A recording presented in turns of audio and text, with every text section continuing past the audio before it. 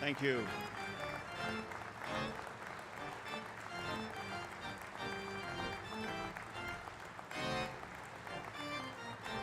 Thank you. Thank you. The son of Cuban refugees, our next guest is a native of Miami who earned undergraduate and law degrees at Harvard University. He clerked for current U.S. Supreme Court Justice Samuel Alito while at the Third Circuit U.S. Court of Appeals.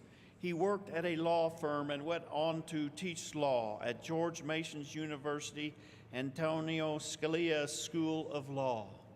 He was nominated by President Trump to lead the Department of Labor and was sworn in on April 28, 2017.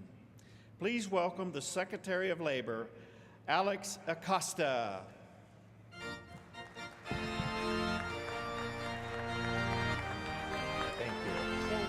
Thank you, it's an honor. Thank you again. As did I.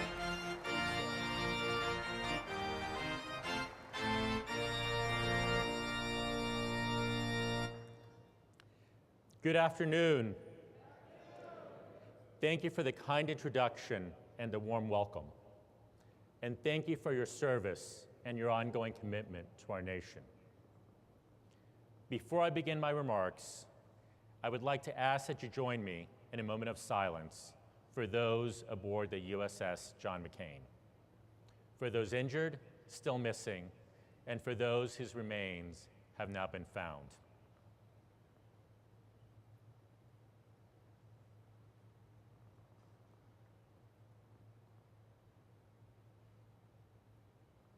I'm honored to be among so many who have served with such distinction. Your devotion to our nation during your tours of duty is clear to all. Your patriotism did not end, however, with your tours of duty. It continues to this day. My challenge today is how to express my respect for what you have done and what you continue to do. Sometimes the word hero is used to describe those who served our nation. Hero. It's a small word. It's often used to describe the smallest act of kindness nowadays. How many times do you hear, "You are my hero," for volunteering to babysit a neighbor's child, or for bringing an extra cup of coffee to the office in the morning? It is a phrase that has lost its meaning. When I think of a hero, I think of the young men who sacrificed on the beaches of Normandy. I think of George Washington and his soldiers crossing the Delaware, loudly declaring that Americans ought to be free. I think of the men and women of all races who serve each day to defeat the terrorists who despise our American way of life. I think of the men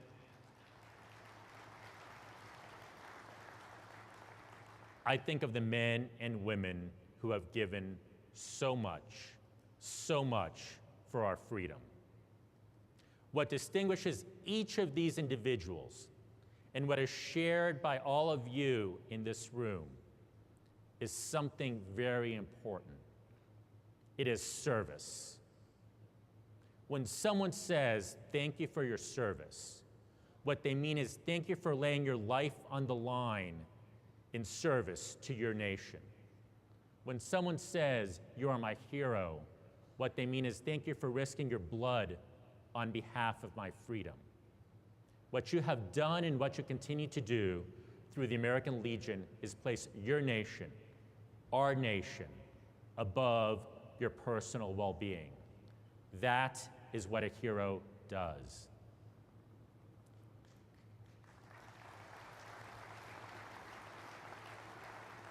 Our nation was founded by the blood of those who served.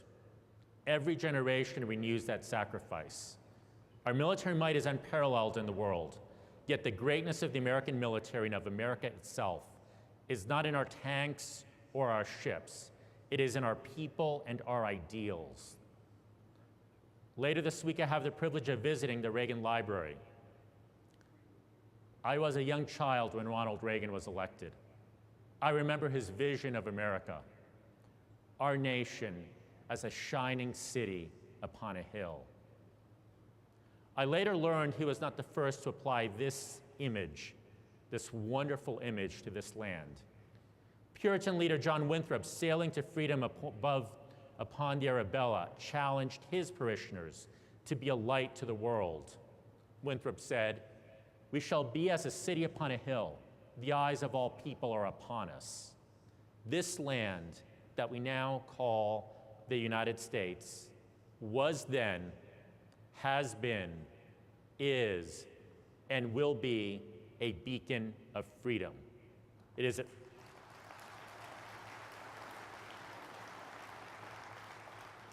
and it is a freedom earned at great price. As Ronald Reagan reminded us, freedom is never more than one generation away from extinction. We didn't pass it to our children in the bloodstream. It must be fought for, protected, and handed on for them to do the same.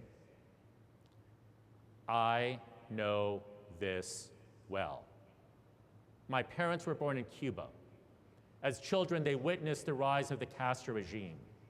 They came to these shores in search of freedom and opportunity. It is hard to believe that a place so close, a mere 90 miles off our shores, can be so different. A place where even the most basic human rights, the right to speak your mind, the right to worship, the right to own property, are denied. Because he understood the value of freedom, my father enlisted in the Army. My parents appreciated the freedoms offered by this nation and worked every day of their lives to provide me opportunity. They are my heroes.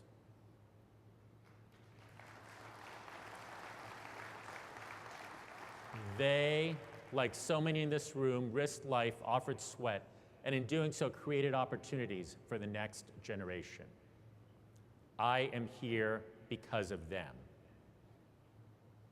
President Trump's focus, thank you, no, please, it's for my parents.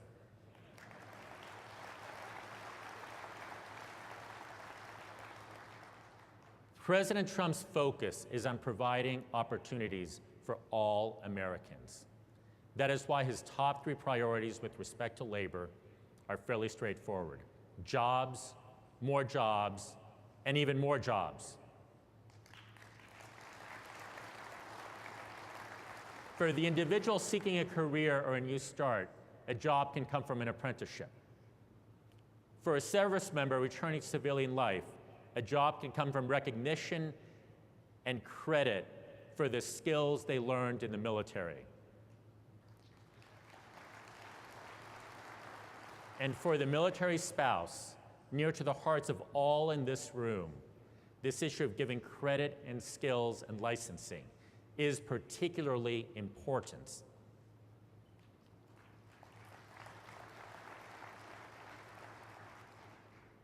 There are many great job opportunities for Americans right now.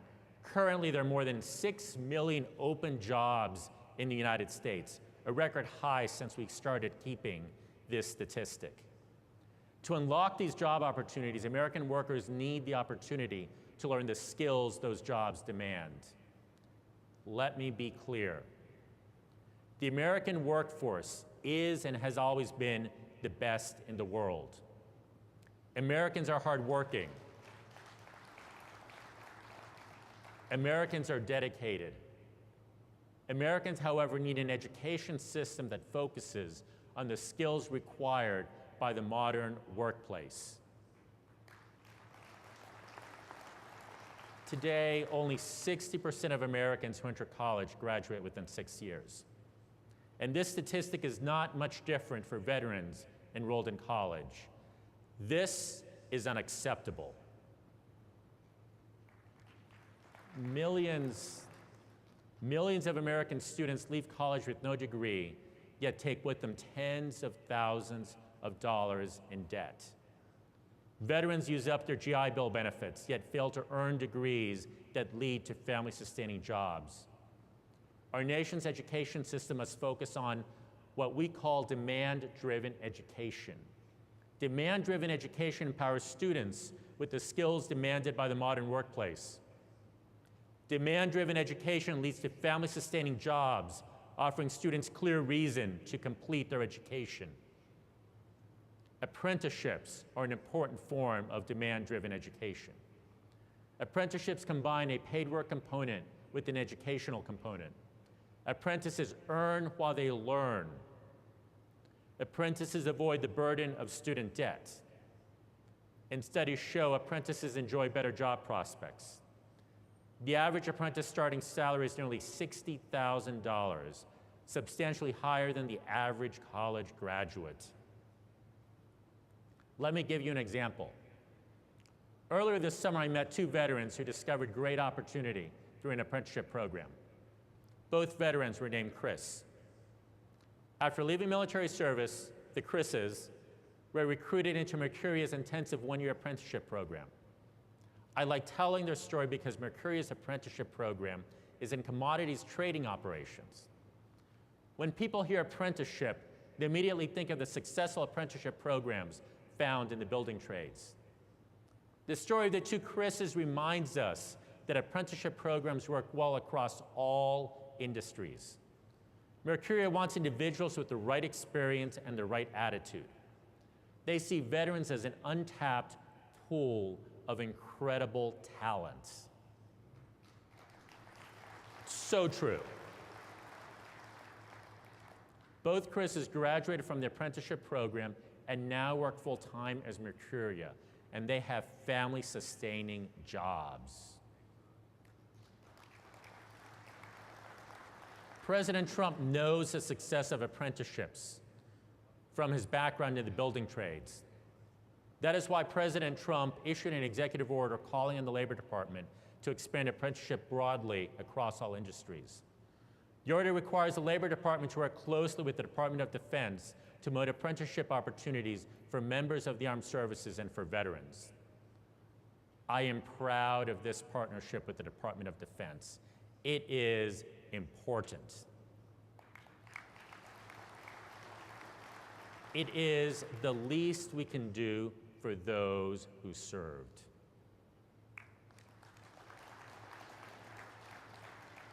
Apprenticeships create new opportunities. It is just as important, however, to remove regulatory barriers to existing opportunities.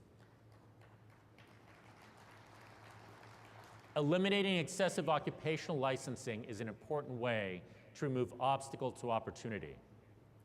Not long ago, fewer than 1 in 20 Americans required a license to work. Today, more than 1 in 4 Americans require a license to do something very simple, to work.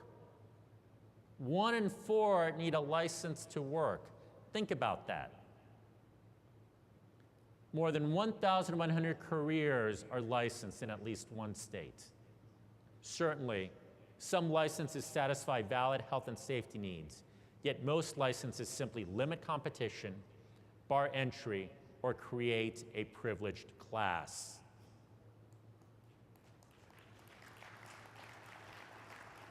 Our veterans and their families are some of the hardest hit by these licensing requirements.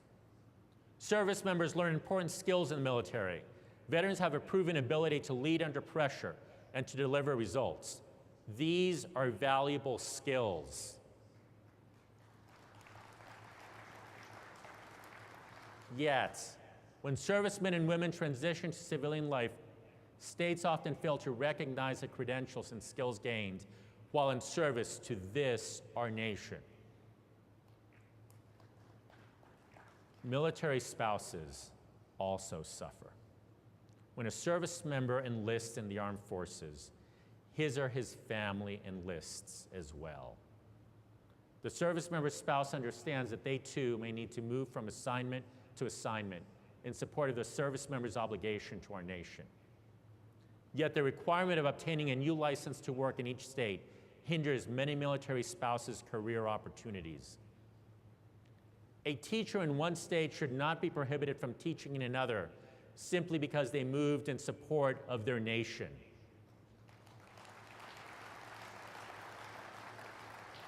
A spouse should not have to give up his or her career or choose not to move with his or her family each time the family is reassigned. This administration is working with governors across the nation to address this issue. If licenses are unnecessary, eliminate them.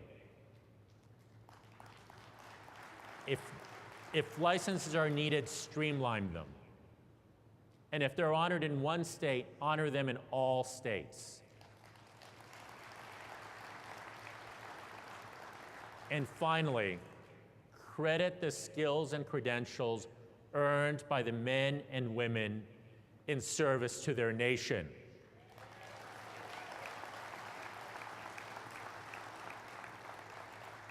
It will happen. I want to conclude with 2 words. Thank you.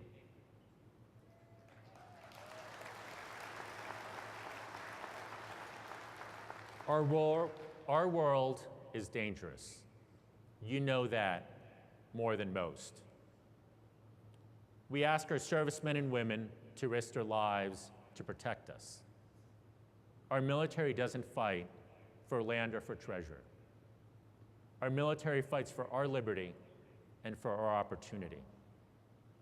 The least we can do is ensure that our men and women in uniform serve, confident in the knowledge that great opportunities await them.